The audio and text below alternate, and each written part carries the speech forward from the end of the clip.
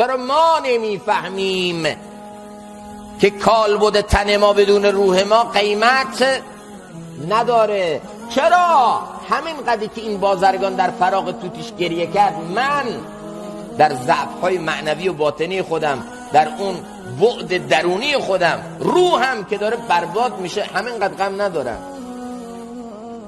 غذای روح نمیدم. غذای روح چیه؟ نیاز روح چیه؟ روح چه میخواد؟ روح از این عالم نیست، نیازش هم از این عالم برآورده نمیشه. با هر چیزی که در این دنیا از تجملات و ظواهر، روح با اینا ناشناست. روح اینا رو نمیخواد. روح وصل به مبدأ رو، خواستگاه رو میخواد که از نیستان تا مرا ببریدن، از نفیرم مرد و زن نالیدن. او خواستگاهش رو میخواد، مبدأش رو میخواد، ریشش رو میخواد.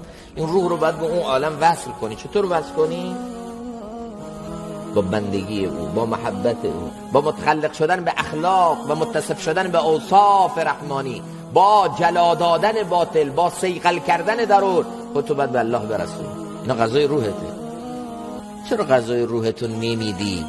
روحت اگر، باطنت اگر، قلبت اگر، ضمیرت اگر افسرده و غنوده و پژمرده است، چرا وااسفا نمیگی؟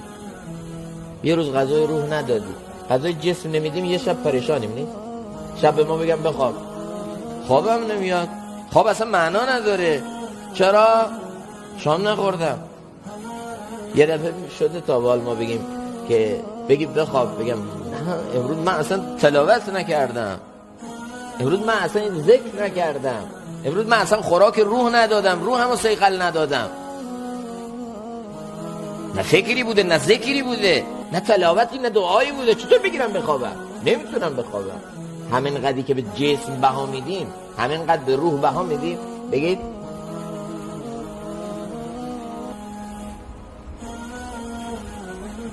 جسمانیت شده خدای ما، فراموش کردیم قیمت ما به روح ماست.